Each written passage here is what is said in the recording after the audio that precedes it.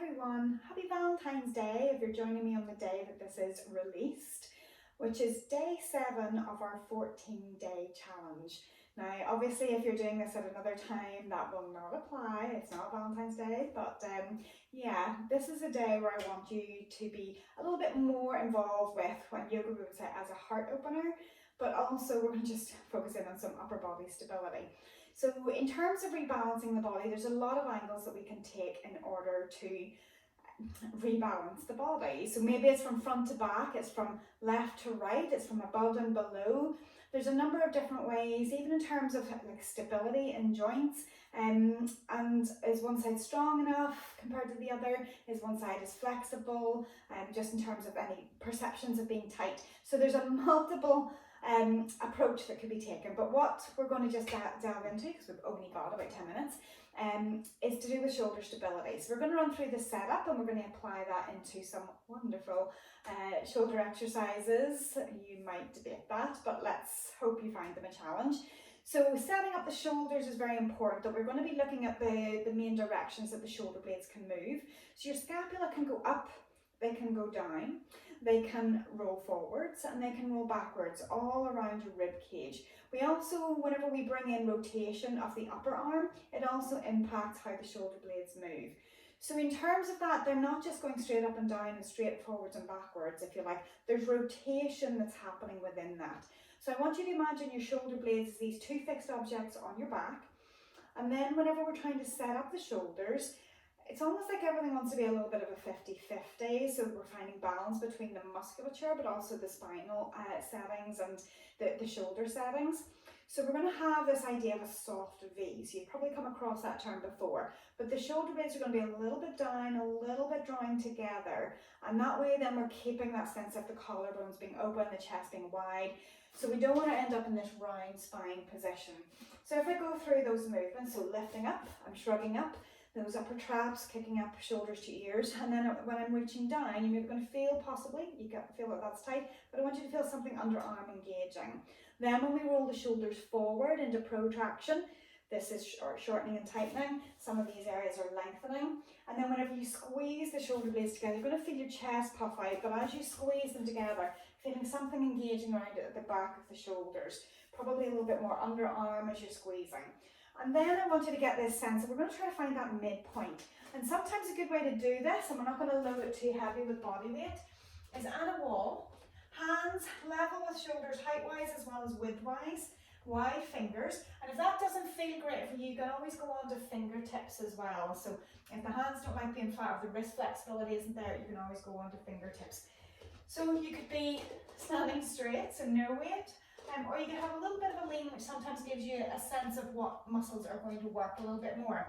And because we've been running through everything else to start with, you're into that sense of your neutral spine, that midpoint of your pelvic tilt, and the ribs being drawn in that little bit because we're connecting to our deep inner core, belly button spine, or pull up inside, whichever works for you.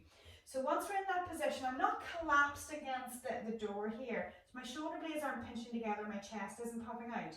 But I want to push long arms as if I'm growing longer and pushing the door away from me. So you can see that that rounds my back. So that's my full end range there. And then whenever I go the other way, intentionally, I'm going to pull my shoulder blades together and down my back. Whenever I do that, it puffs my chest out and it squeezes the blades together. So essentially I want to try to find like a 50-50 between those, because I want to feel like my arms are energetically long, but I also want to feel that my shoulder blades are pulled back in the socket, that idea of the soft V.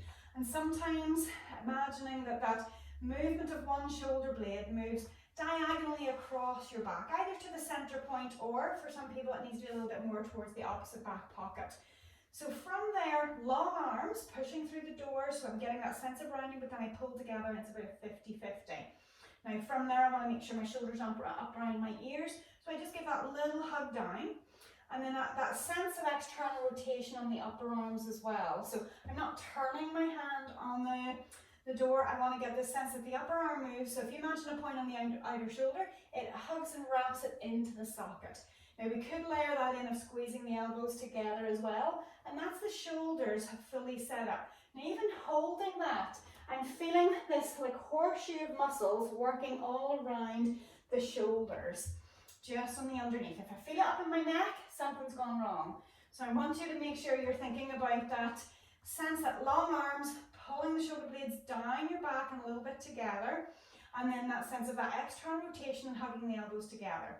So this might just be a hold for the length of time that I've been talking.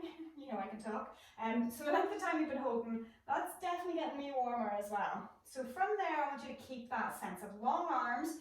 And again, we can break this down. So it's long arms, shoulder blades down the side seams, and a little bit pulling back together, and that external rotation, squeezing the elbows together. I want you to bend the elbows a little bit as if they're aiming down, directly down to the floor, and then push and extend. And when you do that, I don't want you to relax. If those elbows go wide, you've lost that connection. So again, keeping that sense, long arms, pull them down the side seams, external rotation, hug the elbows together. And I'm going to see, can I get my elbows to the wall? My body position isn't changing, I'm not folding, I'm not arching. My neutral spine or my plank position is staying the same.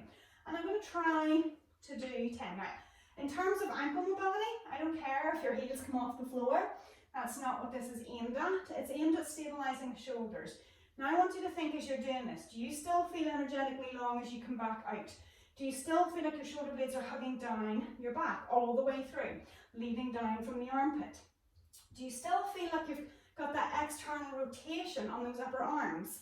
Do you still feel like you're squeezing those elbows together, or are they splaying out? These are quite hard. So I think that's about 10. As you know, if you know me, I can't count. I'm talking at the same time. So once we get 10 in through there, that essentially is a little bit like a tricep press up, but with all of that shoulder stability in place. Now we can adapt that to alter a little bit more, and we can think about going into that wide position. So there's multiple positions of the shoulders, and robot arms can be quite a good one for you to go through from a sense of mobility. So we go into the dumbwaiter position first, and like we did setting up a posture at the wall, pelvis is in contact, ribs are in contact, back of the head in contact. So elbows are touching the wall, thumbs are moving out to get the external rotation, keeping the elbows down the body, so we don't rise up to ears. So I can touch, you might not be able to get there. My ribs want to come off, I'm having to work harder to keep them drawn in. I'm going to go to the W position. Now in that, I definitely have more restriction on my left. That's hard work to keep the back of my hands on the wall, and my elbows and my ribs. Coming up to I surrender, a little bit easier for me, but again, you might find that your hands are up, but you're pressing back with hands, pressing back with the elbows, wide through the collarbones, taking it up, starting to drift up. It's going to be a little bit more like a Y position getting there. Now my elbows are definitely off the wall and I'm upright, but my hands are there. Shoulders are now up around my ears, they're still pulling down. I lead it down from the armpit as the elbows start to go back into I surrender. And again, ribs are still drawn in, so core still engaged. We're going to drift down through that W. And then as we drift down through the W, dumbwaiter, drawing back in. Are you still in the same posture? I find those quite tricky. You can do them on the floor and you can do them against the wall. So I would recommend, even if you want to pause, you could do 2 more of those. But I'm going to take you in, and again, we're just going to work on this wide arm position. So with that, arms are wider than a mat, fingers slightly turned out, because I want us to get the sense that it's going to take you almost to that kind of W position. And when we do, again, everything's trying to hug down and in. So you can set yourself up with as much body weight as you choose into this. And as I'm going in, I'm thinking about dropping my shoulder blades down, my arms are energetically long. And as I take it into that position, my head is coming between my arms. And again, when I push, I'm still keeping the sense of the external rotation, elbows squeezing together so they're not splaying out. So we're getting those 2 widths of the arms, and it will translate onto the floor. We're still going to take it through 10, so stay with me. And again, thinking about those shoulders, are you still getting that horseshoe effect of that tightening underneath the shoulders? A little bit from the front, underneath, and a little bit behind. Again, I can't count. I'm going to count that as 10. And then we're going to take you to the floor. So again, with this, I want you to really focus on what we've just done. So in terms of loading it up, you can get yourself into box position, set the spine, the tailbone, the rib cage, and the neck in line, and then we set up the shoulders. So hands shoulder width apart, and I want you to think about that energetically long. So I'm pushing long, and then I'm hugging them back into the socket, down the side seam, away from the ear, external rotation, and the elbows squeeze together. Now maybe you take those elbows backwards, soft reversion, Or maybe you let your nose go in front, which starts to become more like your tricep press up, so the body weight's starting to go forward. And maybe you can only tolerate going a little bit before the elbows start to wing out. Just go through that. It's like a mantra. Long arms. And you hug it into the side seam. External rotation, squeeze the elbows together. Brush those elbows past your ribs.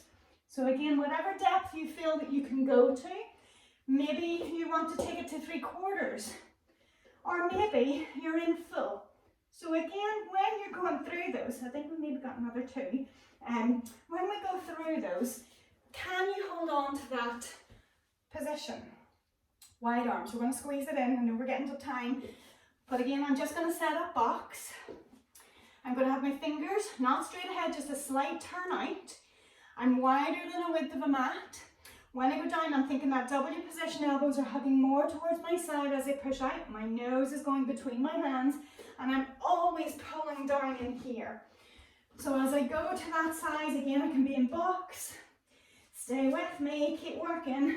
Can you get that horseshoe effect, that squeeze around the back of the shoulders? So even though these are press-ups, and you're working through the chest, you're very much working through those shoulder stabilizers, as well as into the back muscles, the posture, the core. Again, I've lost count. I think that's about 10. It's getting very warm. I hope you've been able to go with me. If not, pause.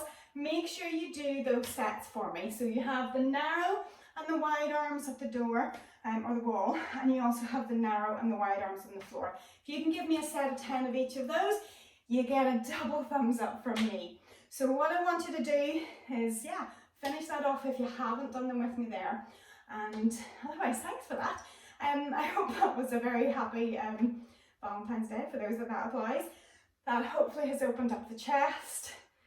It's an alternative take on a heart opener, but sure, it's the day for it. So thanks for watching.